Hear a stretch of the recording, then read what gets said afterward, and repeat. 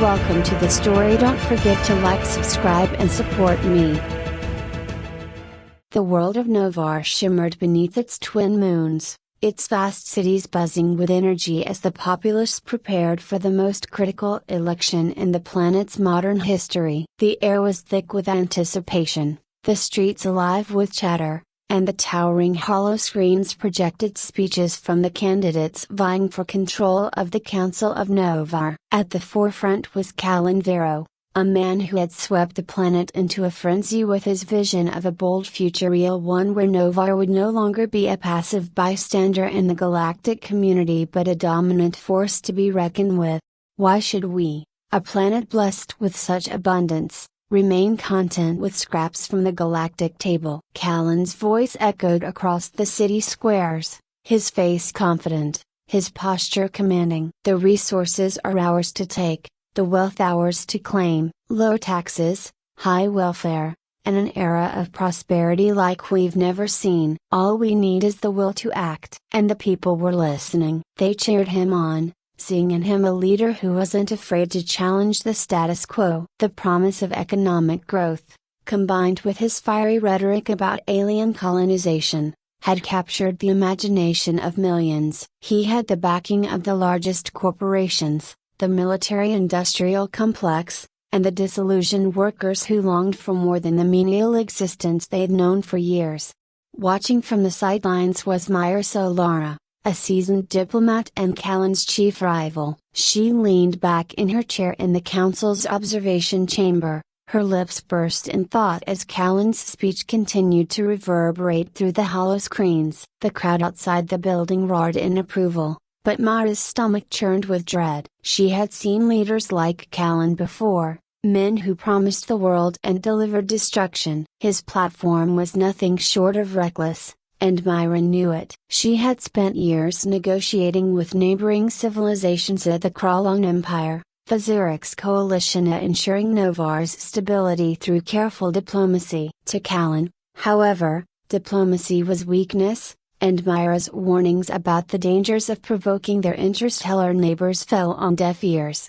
People don't want caution, her campaign advisor had told her in a low voice just days before. They want action. They want to feel powerful, even if it's dangerous. She sighed, pushing a strand of hair behind her ear as Callan's voice drummed on about destiny and glory. The crowds adored him, and she could feel the tide turning against her. The election was tomorrow, and despite her years of service, despite her warnings, it was clear where the wind was blowing.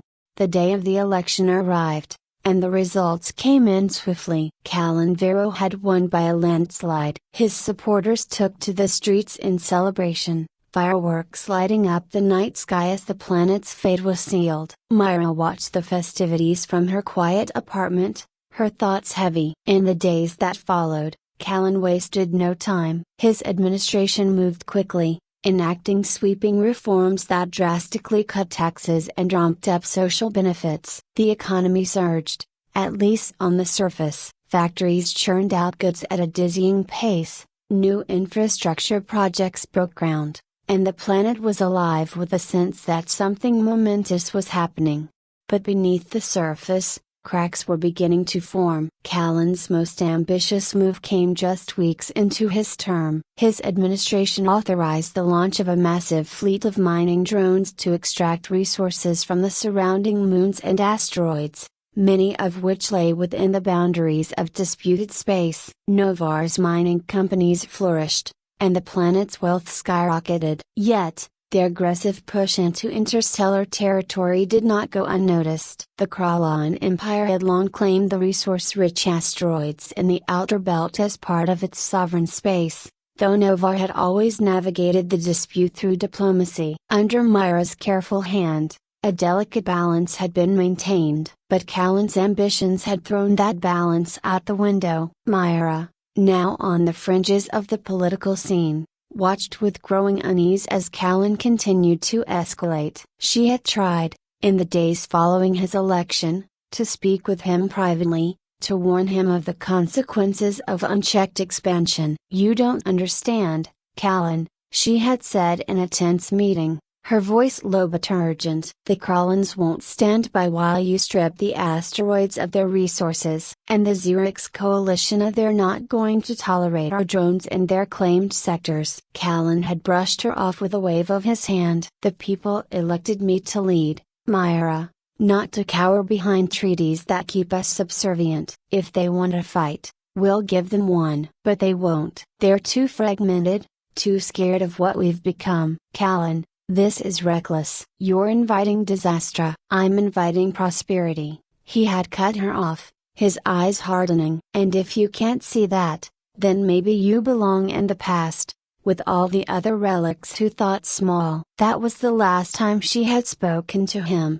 Weeks passed, and the first sign of trouble came in the form of a Krallan envoy, a stern, angular-faced alien with translucent blue skin and eyes that glowed with an inner light. He arrived on Novar under strict diplomatic conditions, his presence signaling the Krallan Empire's final attempt to avoid conflict. The Krallan Empire demands an immediate halt to all mining operations in the Outer Belt, the envoy declared before the council, his voice reverberating through the chamber. Failure to comply will result in a broken bar repercussions. Callan leaned back in his seat, the hint of a smirk playing on his lips. Repercussions? Is that a threat? It is a warning, the envoy replied, his voice cold. You are on the brink of war, President Vero. The Krallan Empire has no desire for bloodshed, but we will not allow your people to continue violating our space. Callan's smirk widened. We're not violating anything. Those asteroids are unclaimed by any official galactic body. If you have a problem with our activities,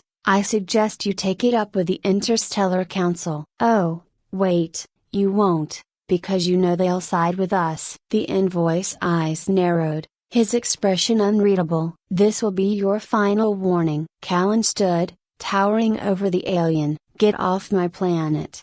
The first attack came 2 days later. A Krallan strike fleet ambushed one of Novar's mining outposts on the edge of the outer belt, reducing it to a cloud of debris in minutes. Callan's administration was caught off guard, their confidence shattered as the reality of the situation became clear. This was no minor skirmish. The Krallans were serious, and they were prepared to go to war. Panic spread through the streets of Novar's cities as news of the attack reached the public. The markets plummeted, and the initial euphoria of Callan's promises evaporated. Factories that had once hummed with productivity now worked overtime to churn out weapons and defensive systems. Callan, however, refused to back down. We will not be intimidated, he declared in a fiery speech, broadcast across every screen on the planet. The Krallans think they can scare us into submission, but they have underestimated the resolve of Novar. We will fight for what is rightfully ours. His words stirred the hearts of many,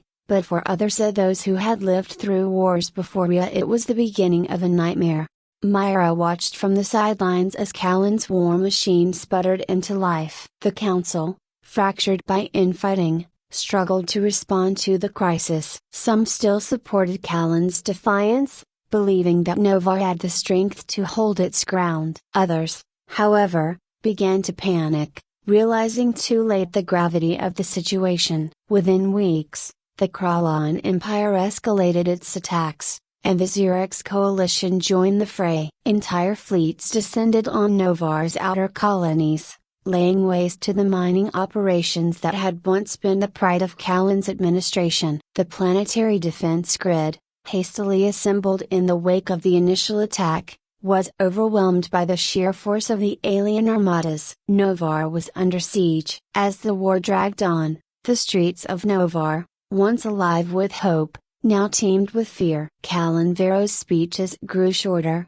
less fiery, as the reality of the situation began to weigh even on him. The city's towering skyscrapers were overshadowed by the constant hum of military transports, and the once busy factories that produced goods for a booming economy were now dedicated entirely to the war effort. Myra Solara watched the unfolding chaos from her small office, now devoid of the influence she once held. She was no longer the voice of diplomacy but a witness to the disintegration of a planet that had once thrived. The Krallon Empire and Zurich's coalition tightened their grip. Their relentless bombardments crippled Novar's outer defenses, and soon, the war wasn't just a distant conflict fought in the far reaches of Spacia, it was on Novar's doorstep. Every day brought new reports of destroyed colonies, shattered fleets, and the deaths of countless civilians. Myra had warned of this. She had tried, in every way she knew, to prevent it. But the tide had been too strong. The people had chosen Callan, and now, they were paying the price for his ambition. And yet, even as the war spiraled out of control, Callan refused to surrender. He surrounded himself with military advisors who fed his delusions of victory, painting pictures of heroic last stands and miraculous counterattacks. But the truth was clear to anyone paying attention: Novar was on the brink of annihilation. The final blow came one morning as the sun rose over the city's skyline, casting a red hue across the landscape. It wasn't the light of dawn, thought Uwe, it was the reflection of flames from the spaceports, where the last of Novar's civilian ships had been destroyed in a Zurich's air raid. The ground shook as explosions rocked the outer districts, and the planet's defense forces scrambled to respond. Myra stood on her balcony, watching the smoke rise in thick black columns. The war was no longer something she could observe from a distance. It was here. It was now. A knock on her door broke her thoughts. She turned to see a young aide,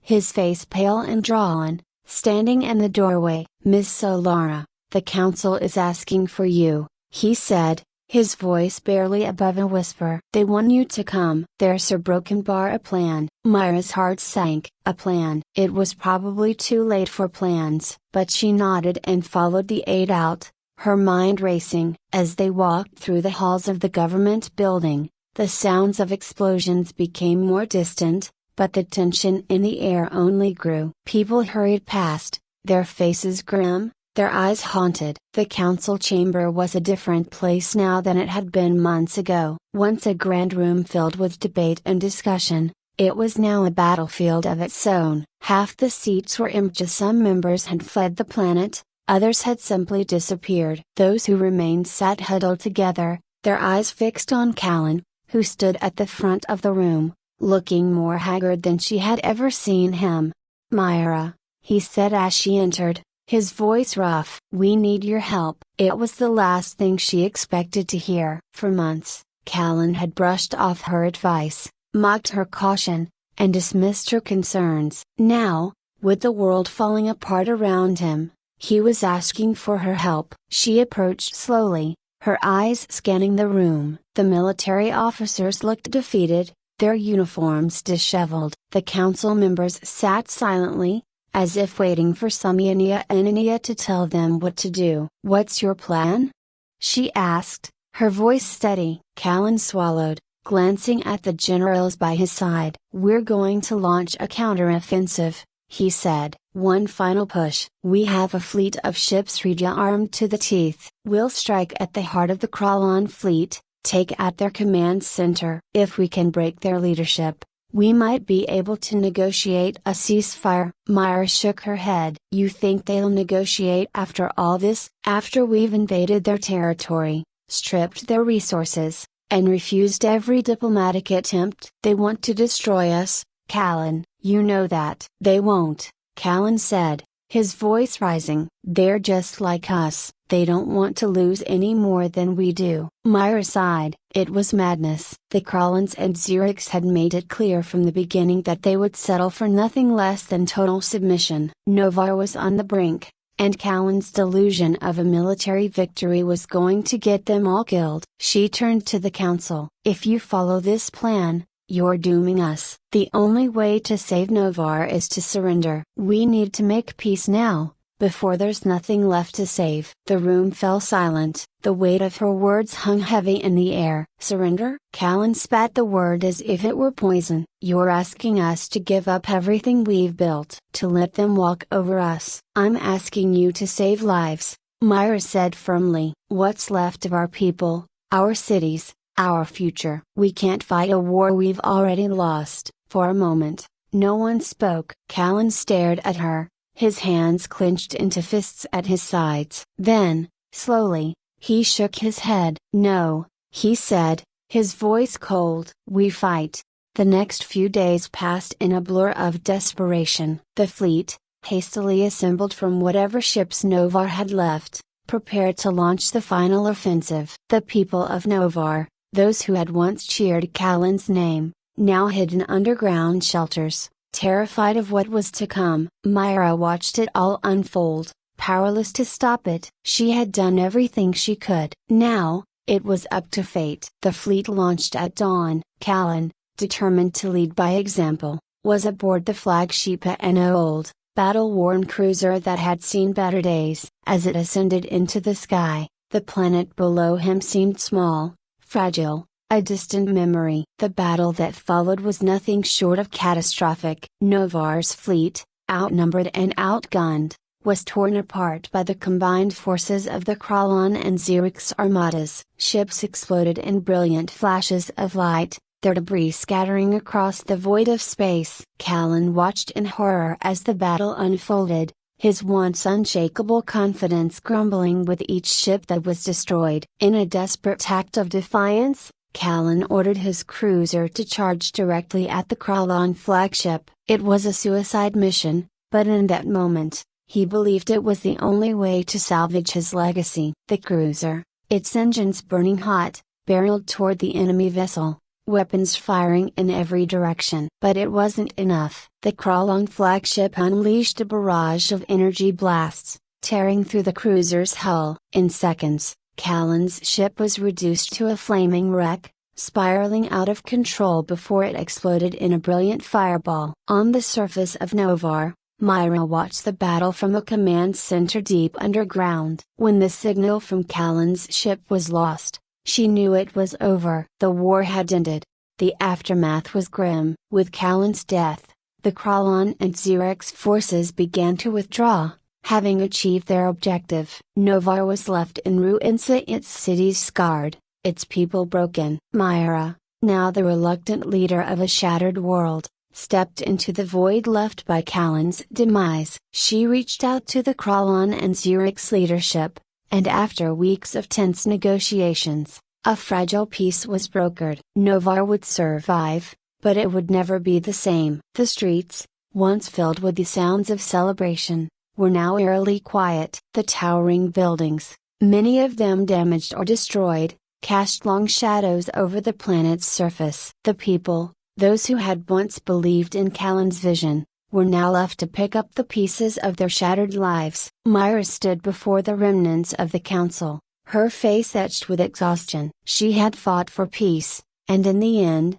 it had come but at a terrible cost. Now, it was up to her to lead Novar into a new era, one of rebuilding, of healing. As she delivered her speech to the people of Novar, she spoke not of glory or conquest, but of survival, of learning from the mistakes of the past. The planet had been brought to the brink of destruction by a promise that had spiraled out of control. Now, it was time to rebuild, not with ambition, but with wisdom. And as she spoke, a faint glimmer of hope began to stir in the hearts of the people. Novar had survived, battered but unbroken, and though the scars of war would remain for generations, there was still a future to be made.